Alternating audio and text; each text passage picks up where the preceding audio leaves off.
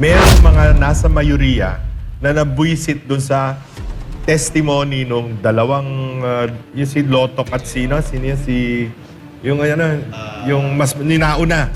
Lalo na nung kay Matipag. Kasi halatang nagdo-drawing eh. Nangbobola eh. Diba? Nag-iimbestiga ka ng napakataas na opisyal pagkatapos mali-mali yung affidavit mo. Mali ang pecha. Hindi mangyayari yun eh. You have to be very thorough. Hindi pwede yung pawardi-wardi ang imbestiga. NBI ka eh. Kung pulis patola ka, baka maniwala pa ako. NBI ka, di ba? Kaya ako, tingin ko dyan sa article na yan, hindi lamang yung minority. May mga siguro 4 o 5 doon sa majority na hindi boboto dyan sa... Pag ikaw ay nasa gobyerno, payag ka kung ang taong bayan ang umaabuso sa'yo. Kesa naman ikaw ang umaabuso sa taong bayan. Taga-gobyerno ka eh. Okay lang yun. Walang problema doon. Dapat handa ka doon. Baka bumaba yung survey bigla ni Senator. Dahil sa sinabi niya na yan, ang dami niya makakalaban dyan. Mga magnanakaw lang naman mga kalaban niya eh. Bayaan na natin. Nagtanong si VP Sara Duterte, Sen Robin, pwede ka bang maging vice? Nakakatakot yung tanong na yan. Siyempre, pag dumating yan, alam nga naman tanggihan ko. Ano naman nun, di ba? Napakapangit para tanggihan. Wala pa sigurong nagmamahal sa Duterte na tatanggi sa ganyang... Basta isa lang ang tanong ko sa kanya. Approve ba yan ni Digong? Yun. Okay. Sir Lito Banayo, impeachment. Yung performance ng doon sa article na betrayal of public trust, yung grave threat, at saka yung inciting to sedition from day 1 hanggang sa nagtapos kahapon. Anong masasabi mo sa performance ng parehas na kampo? Yung prosecution, ang target nila, kumbinsihin ang tao na masamang tao si Inday Sara. Yung depensa, cool eh.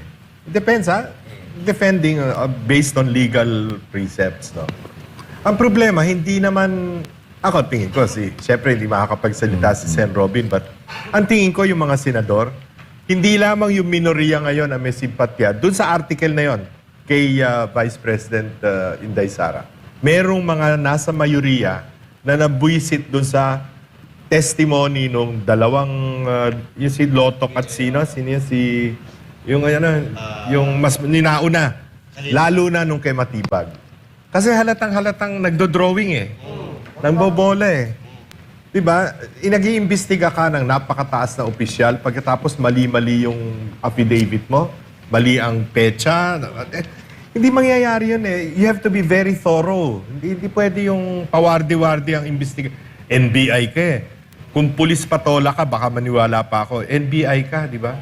Kaya ako, tingin ko dyan sa article na yan, hindi lamang yung minority. May mga siguro 4 o 5 doon sa majority na hindi boboto dyan sa... Pero sabi nila kasi lagi nila sinasabi, pasabog, may pasabog. Nung umupo ba, itong si direktor, pinakamagaling na direktor sa Pilipinas, sa kasaysayan. Nung siya ba yung inilagay dyan, nakatulong ba siya sa prosekusyon? May pagsabog ba kayong nakita? Wala. Wala. Director yung sagot. Siya yung sumabog eh. Hindi, para Englishin natin, it was a big fart. Oo ha. Dito naman sa issue ng pagsusubpina ng mga tax records, ng AMLAC, ng mga bank statement, anong masasabi nyo dyan? Kayo ba ipabor dyan? Hindi ako abogado no, para ano diyan, no. Pero ang tingin ko, meron namang kulatilya yung decision ni Senator Chis Escudero, yung presiding justice, na sinabi na gagamitin lang benchmark yung from 2007 to 2022. Pero ang talagang pwede lamang gamitin doon sa articles of impeachment ay yung 2022 to 2020, hanggang ngayon, 2025 or 2026. Benchmark lang yung No, yung kasi hindi pa siya impeachable official nung panahon na yun eh. Merong ganung kulatilla si Cheese. Kaya lang yung tendency na baka maabuso eh. Kasi katulad nung laging sinasabi ni Senator Cayetano, nung babaeng Cayetano, sabi niya, kung ano yung nasabi na at narinig na, hindi mo na pwedeng ma-unhear yun. Oo nga, kasi yung nga- mga na ilabas na rito, hindi mo na pwedeng alisin yun dahil nailabas mo na kahit mali. Kasi diyan lumabas yung kay Matubato ba yun? O Las Cañas, Las yung Cañas, statement ni Las Cañas. So, nailabas, pero hindi naman pala dapat ginamit dahil una sa lahat, di naman notaryado, di naman kasama dun sa kaso, pero nailabas na. At hindi mo na mababawi yun. Baka ganyan din ang mangyari dyan, maabuso yung... Hindi, yun nga. Ginagawa nila kasing demolition job ito kontra kay Inday Sara eh. Maaring yung mga senador, yung senator jurors, hindi nila makukumbinse. Pero yung taong bayan, baka mabola nila, maloko nila. Ganun ang laro. Halimbawa, yung AMLC, di ba si Kim Enares na dating BIR commissioner, na-interview siya eh. Tahasan niya sinabi, yung AMLC, walang karapatang mag-release ng data. Kasi nasa batas yun eh. Yung batas na natin na gumawa tayo ng creating the AMLC. No? Walang karapatan yon. Pero sa 1987 Constitution yun. Paano yung 2026 Bendalo Constitution? Bendalo. Anything goes. Pero maganda yung sinabi ni Senator Robin dun sa kung gusto nyo buksan na lang lahat. Handa ba kayo, Sen? Yun ang inaantay ng taong bayan. May Kaya kumagat ba sa hamon yun na yan? Nung sa salin, gusto ko naman purihin din yung mga kasama kong senador. Nung sinabi ko yan nung aking privilege speech, kasi FOI ako yun Freedom of Information. Privilege speech ko yun, hinamon ko yung mga mambabatas. Believe naman ako dun sa mga kasama kong senador, nung nilabas ko yung akin, nilabas din nila yung kanila. Kaya sana dito, sa hapon natin, na pati yung mga bank records, gawin natin. Properties, lahat. Kasi yan ang gusto ng tao. Kaalaman, no? Actually, dalawang bansa na lamang ang meron pang bank secrecy law. Pilipinas tsaka Lebanon. All countries all over the world, walang bank secrecy law. Only the Philippines and Lebanon. Ano to? Lahat kahit ordinary citizen? Walang bank secrecy law. Pag kailangan ng batas na tingnan yung bank records, can be done. Naku, di Court malalaman order kung lang. sino nagbayad dun sa namatay na vlogger. Ayan na. Oo. Diba? Pwede lumabas lahat. Dito lang, tayo lang. Lebanon at saka Philippines. Pag yan ang ginawa natin, matutuwa ang taong bayan. Yan yung mga isang hakbang na sana, inshallah, pagka nag-iba na ng administrasyon, maitulak natin Pero yan. hindi po ba maabuso yan? Hindi. Mas mahirap yung para sa akin kasi, pag ikaw ay nasa gobyerno, payag ka kung ang taong bayan ang umaabuso sa'yo. Kesa naman ikaw ang umaabuso sa taong bayan. Taga-gobyerno ka okay lang yun. Walang problema doon. Dapat handa ka doon. Baka bumaba yung survey bigla ni Senator.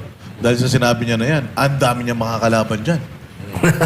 Mga magnanakaw lang naman mga kalaban niya. Bayaan na natin yun. Pero maiba tayo Total, kanina pa natin binibiro si Senator, no? Matanong ko na rin si Sir tsaka si Senator sa pagka-Vice President. Diretsuhin na natin. Kayo po ba, halimbawa, sinasabi nyo, dapat taga Maynila, kasi para di ba, taga Luzon. Ngayon, sinasabi naman ni BP Sara, yung ipaglalaban, yung hahabulin. Pabor ba kayo? Ito na yung tanong. Pabor ba kayo na ang mag-Vice President si Baste o si Senator Robin? Baste. Basta Vice President Inday Sara, hindi naman pwede yun. Napuso yun. Hindi maganda. Hindi maganda. Hindi maganda. Masyadong parang dynastic.